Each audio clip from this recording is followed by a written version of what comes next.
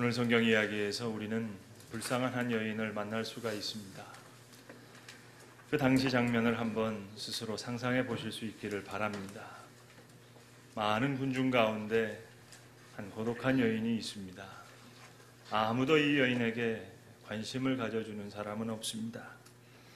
철저히 버려진 한 인간상입니다. 가든지 오든지 이 여인에게 관심을 가져주는 사람은 없습니다. 가까이 간다고 해서 인도해 주는 사람이 있는 것도 아니고 또 가까이 온다고 해서 말릴 사람도 없습니다. 군중 속에 철저히 버려진 한 고독한 여인이 지금 예수님께 다가서고 있습니다. 이 여인은 병자입니다. 오늘 누가복음을 기록한 누가는 의사였기에 12해를 혈류증으로 앓았다라고 병명을 분명하게 기록하고 있습니다.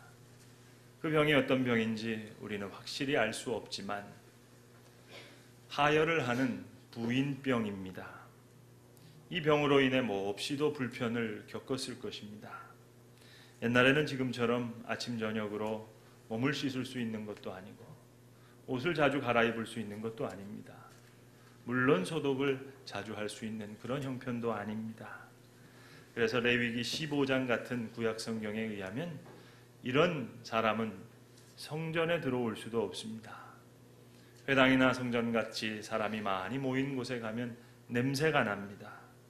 그래서 누가 가까이 오면 나는 부정하다 하면서 남들이 스스로에게 가까이 올 수 없도록 해야 하는 의무가 있는, 사람들도 마음 놓고 만날 수 없는 참 기구한 운명의 사람입니다.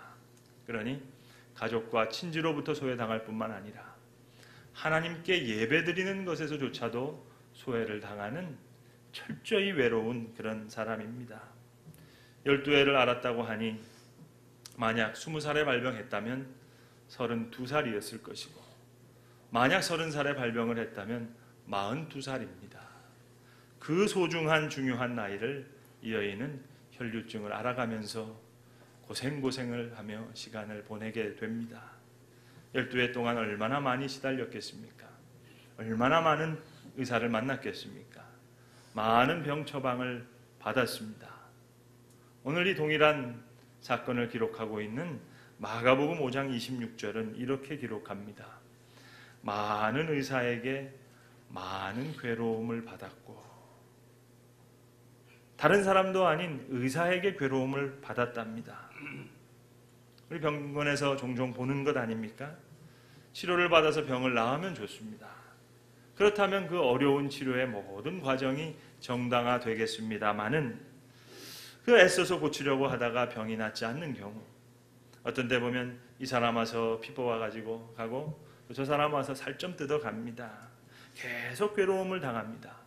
그리고는 아무 효험이 없는 경우, 결국 이렇게 12년 동안 고생하다 보니까 많은 의사에게 많은 괴로움을 받았고 가진 것도 다 허비하였고 아무 효험이 없어 도리어 병만 더 중해졌다. 성경은 그렇게 기록하고 있습니다. 고독과 시리와 절망에 빠져 있습니다. 비참한 여인입니다. 이 여인이 오늘 유일한 소망을 가지고 예수님께 나아왔습니다. 그런데 가까이 지금 예수님께 나아가려고 하는데 거기에도 방해하는 일들이 많습니다. 많은 사람이 옹이하고 있었기 때문에 가까이 갈 수가 없었습니다. 어쨌든 예수님을 만나야 하겠는데 예수님을 만나게 하는데 방해되는 요소가 많아요. 오늘도 그렇습니다. 내가 어쨌든 예수를 꼭 만나야 하겠는데 외적인 조건이 나를 괴롭힙니다. 때로는 가정, 때로는 친구, 때로는 먼저 믿는 사람, 하나님께 나가는데 방해되는 일들이 많습니다. 나를 그에게로 이끌기 위해서 돕는 것이 아니라 나에게 방해를 줍니다. 그러나 이런 외적인 조건보다 더 심각한 내면적인 문제가 있었습니다. 이 여인 예수님께 찾아 나왔습니다. 모든 사람은 지금 다 자신들의 환부를 내어 보이면서 예수님께 말할 수 있습니다. 문둥병자도 주님 내 몸을 깨끗게 해주세요. 맹인도 내 눈을 뜨게 해주세요. 다 자신의 부족한 부분을 드러내 보이면서 간구할 수 있지만 이 여인 예수님 앞에 가까이 왔지만 내 병을 좀 고쳐주세요. 이 한마디를 할 수가 없습니다. 고침받은 10명의 문둥병자처럼 다윗의 자손 예수여 나를 불쌍히 여기소서 그렇게 외칠 수도 없습니다. 소경 바디메오와 같이 선생님이여 내가 보기를 원하나이다. 한 번 속이라도 시원하게 그렇게 소리쳐 볼 수도 없는 형편입니다. 멀리서 보면 멀쩡한 사람이에요. 겉으로 보기에는 아무 일도 없습니다. 모르긴 하지만 더 예뻐 보였을 수도 있습니다. 그런 얘기가 있잖아요. 여성은 좀 며칠을 앓고 좀 핏기가 없이 그렇게 안개꽃같이 그래야 분위기도 있고 예뻐 보인다고 말입니다. 어쨌든 겉은 멀쩡해요. 속은 썩어나가고 있습니다.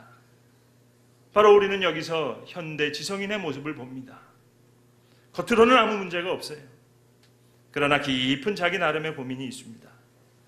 아무에게도 알릴 수 없는 말 못할 사정, 벙어리 낸 가슴, 숨겨진 허물과 깊은 아픈 말입니다. 송도에 와서 겪은 일입니다. 하루는 예배를 다 마치고 아주 조용한 시간, 늦은 시간이었습니다. 어느 한 부인이 사람의 눈을 피해서 저를 찾아왔습니다. 본교회 교인이 아니십니다. 이분이 눈물을 흘리면서 말합니다. 목사님, 저는 마음대로 회개도 못합니다. 마음대로 울지도 못합니다. 그러는 겁니다.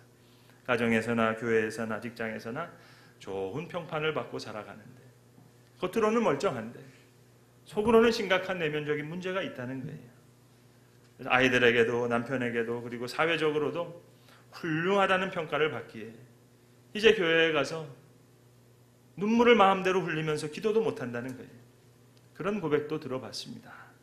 전형적인 현대 지성인의 아픔이 여기 있다고 생각합니다. 드러낼 수 없는 아픔, 조용한 것 같고 무사한 것 같고 평온한 것 같으나 아니 때로는 칭찬을 받는 것 같기도 하나 그 속에서는 자기만 가지고 있는 고민이 있어요. 또 다른 고민, 또 다른 문제에 매여서 어디 한번 깨끗한 은혜의 경험을 받지 못하는 그런 심정 말입니다. 여러분 죄송하지만 오늘 이 여인 만약 예수님께서 그래 너는 어디가 아프냐? 내가 어디에 손을 얹고 기도해 주랴? 대답할 수 있습니까? 그 아픈 곳이 어디입니까? 다리입니까? 머리입니까? 눈입니까? 손입니까? 누구에게도 말할 수 없는 부끄럽고 감추어져 있고 숨겨져야 하고 마음대로 드러낼 수 없는 남다른 아픔이 있습니다.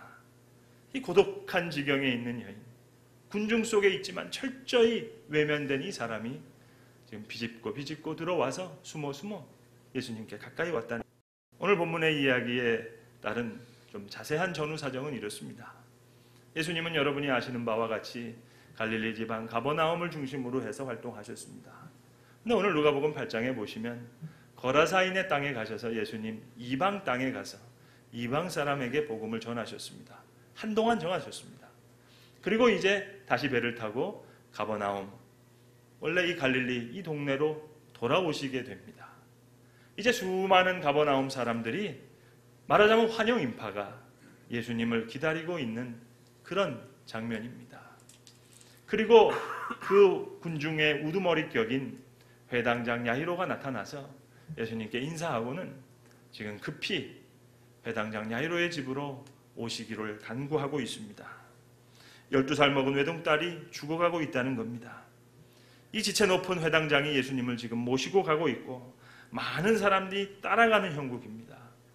딸을 살려내기 위해서 예수님도 아주 재촉하게 지금 급하게 길을 재촉해 가시면서 가시는 중입니다. 그 가는 길 도중에서 있었던 일입니다. 회당장의 마음은 누구보다도 조급했을 것입니다.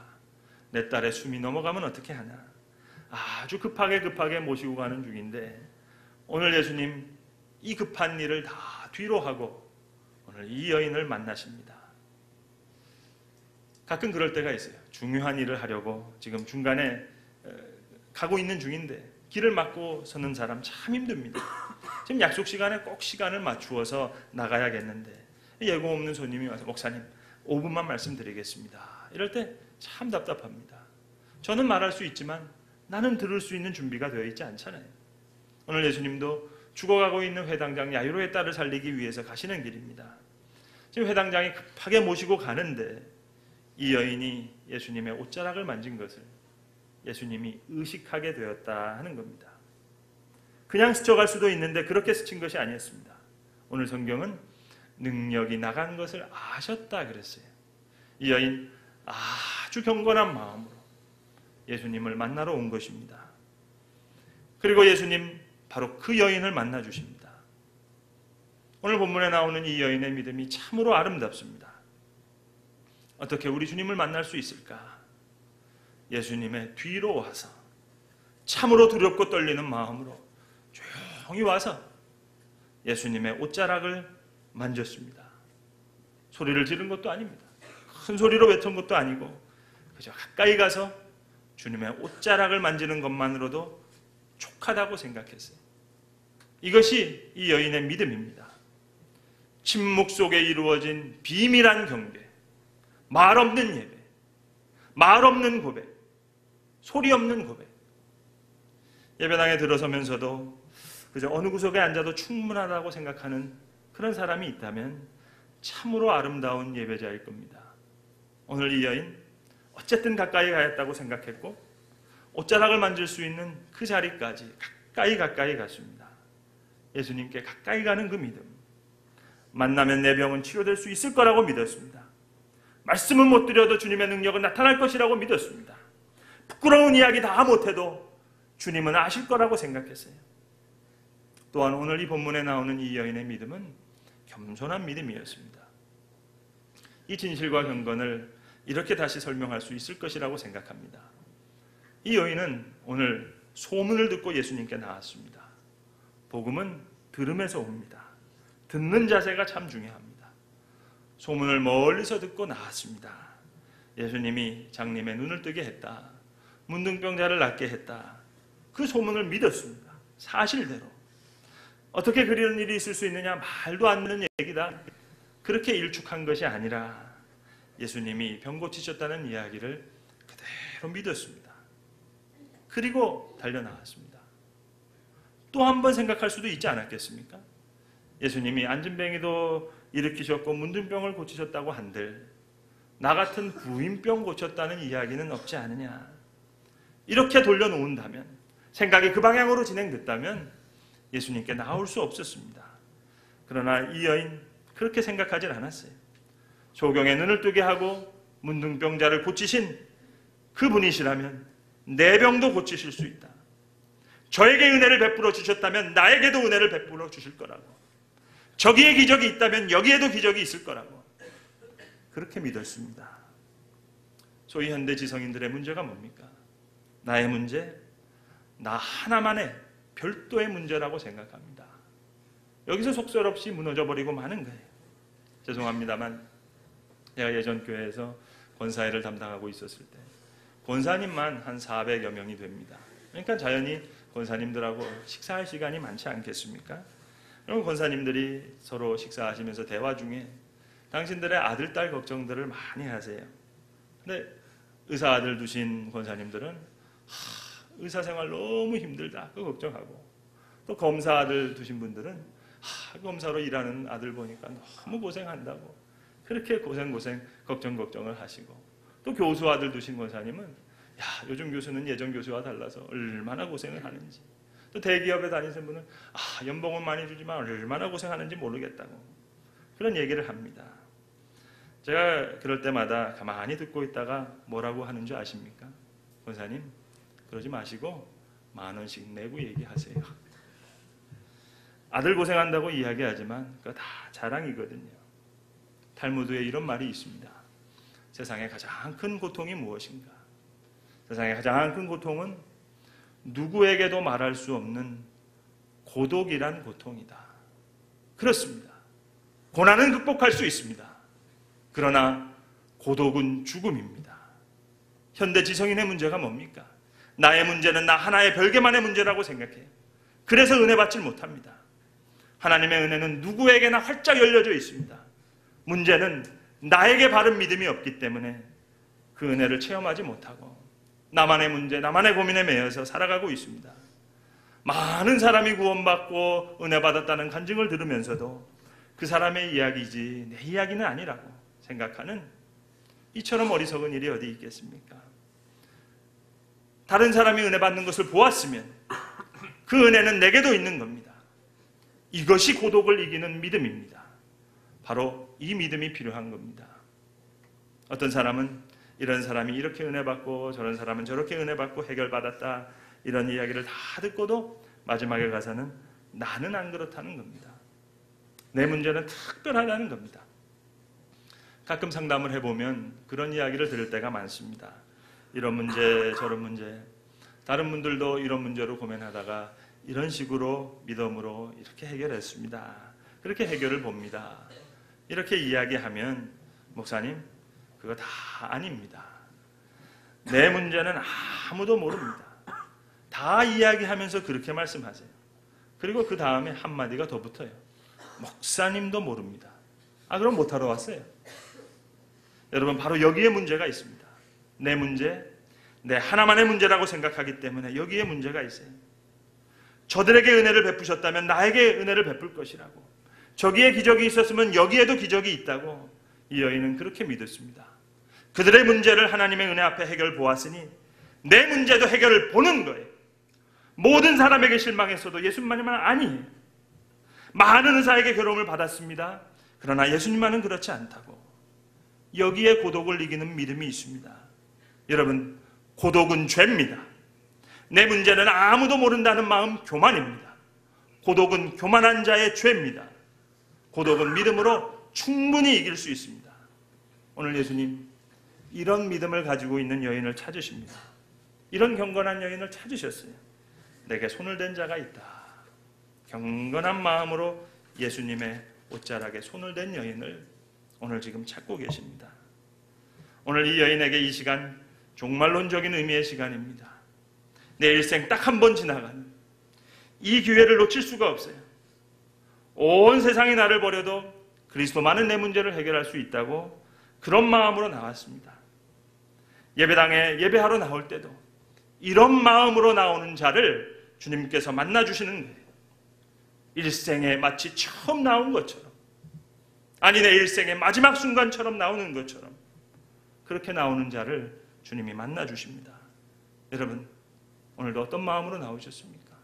이럭저럭 이만저만해서 나왔습니까? 많은 시간 교회에 나옵니다만 오늘도 내일도 나오겠지요. 그러나 오늘도 나오고 내일도 나오는 그런 시간이 아니에요. 일생에 딱 한 번 있는 그런 시간으로 나오는 겁니다. 장권사님이라고 하는 분이 계셨는데 혈액암으로 투병하시다가 돌아가셨습니다. 서울에 있는 삼성의료원에서 오랜 기간 동안 투병 생활하시다가 세상을 떠나셨는데 제가 그분의 장례를 집례했습니다. 임종이 다가올 때 저한테 그런 부탁을 하세요. 목사님, 제가 교회 나갈 수 있을까요? 한 번만 교회 나가서 예배 드리고 그리고 주님께 가면 소원이 없겠는데요. 근데 병원에서 허락하지 않습니다. 이 장권사님의 큰 아드님이 그 바로 삼성의과 의료원의 내과 닥터신데 아들을 포함해서 모두가 말리는 거예요. 차를 타고 잘못 나가시다가 뭔가 잘못되면 객사하는 것 아니겠습니까? 그런데 이 권사님 기어이 교회를 나오셨어요. 나오셨지만 기력이 다 쇠하셔서 예배당에 나와서 성도들과 함께 앉아서 예배할 수가 없습니다. 그래서 제 목양실에 소파에 누워드리고 이제 TV를 통해 예배를 드리시게 됩니다. 그때 그 예배 드리셨던 권사님의 모습이 제 눈에 지금도 생생합니다. 바로 옆에 그 의사 아들이 있습니다. 큰아들이 있습니다. 어머니의 병을 위해서 얼마나 열심히 공부했겠습니까? 많은 그 아들을 의지하는 것이 아니에요. 엄숙한 순간입니다. 경건한 시간입니다. 내 일생에 마치 처음 나온 것처럼, 아니 내 일생의 마지막 순간인 것처럼, 그리고 그리스도만이 내 문제를 해결해 주실 수 있다는 바로 그러한 마음으로 주님을 만나는 겁니다. 오늘 이 여인 조심스럽게 두렵고 떨리는 마음으로 온 정성 온 마음 다해서 예수님의 옷자락을 만지셨습니다. 이 믿음으로 나오는 자에게 구원의 역사가 있습니다. 오늘 예수님 말씀하십니다. 딸아, 너의 믿음이 너를 구원했으니 평안히 가라. 엄청난 말씀 아닙니까? 내가 너를 고쳤다는 얘기가 아니에요. 너의 믿음이 너를 구원하였다. 따라 평안히 가라. 그때 옆에 있던 베드로가 말합니다. 불평조예요. 누가 내 옷을 만졌느냐 하시니까 많은 사람이 모이셨는데 주님, 옷자락 좀 스칠 수도 있지. 그걸 탓하면 어떻게 하십니까? 그러나 예수님은 그게 아니에요. 어쩌다 스친 게 아니에요. 가장 높은 경건으로 두렵고 떨리는 마음으로 온 사람을 찾으십니다. 종말론적인 경건으로 예수님을 찾으셨던 그 사람을 찾으신 거예요. 내게 손을 댄 자가 있다. 내게서 능력이 나간 것을 내가 안다. 예수님의 허락 없이 옷을 만졌어요. 부정한 여인으로 거룩한 주님께 가까이 왔어요. 오늘 성경은 이 여인이 떨며 나와 엎드렸다고 기록합니다. 그리고 그 손댄 이유와 곧 나은 것, 그 부끄러운 이야기, 숨기고 싶은 이야기, 고침받은 후에 모든 사람 앞에 다 이야기하게 됩니다. 예수님이 바로 눈앞에 계신데 예수님하고 한 번도 부를 수가 없었는데, 내 병 좀 고쳐주세요 속 시원히 부를 수도 없었는데, 아주 단순하고 겸손한 마음으로 옷자락에 손에 댄 것밖에 없는데 우리 주님 그를 보시면서 말씀하십니다. 딸아, 너의 그 믿음이 너를 구원하였으니 평안히 가라.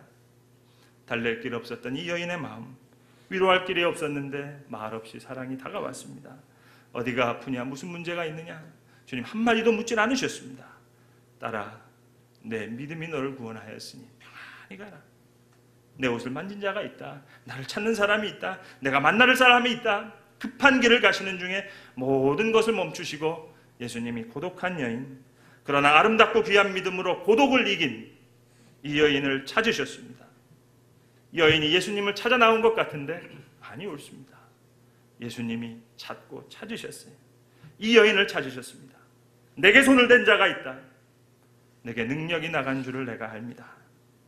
여인 더 숨기지 못한 줄 알고 예수님 앞에 다 고백합니다. 제가 손을 댔습니다. 병이 나았습니다. 저는 이런 여자입니다. 정신과 영혼과 몸이 완전히 자유해졌습니다. 잃어버렸던 자신을 예수님 안에서 다시 찾았습니다. 내가 찾은 것 같으나 아니, 예수님이 찾으셨어요. 딸아, 내 믿음이 너를 구원하였으니 평안히 가라. 사랑받는 사람으로 다시 태어납니다. 이 이름 없는 여인, 이 여인이 가졌던 깨끗한 믿음, 겉옷가를 만져본 것밖에 없는데 예수님이 찾고 찾으시는 소중한 존재가 되었단 말입니다. 내 믿음이 너를 구원하였으니 따라 평안히 가라. 이런 비밀한 예배, 말 없는 고백, 이 소리 없는 고백이 우리의 해묵은 고민을 눈 녹듯 사라지게 할 줄로 믿습니다. 기도하겠습니다.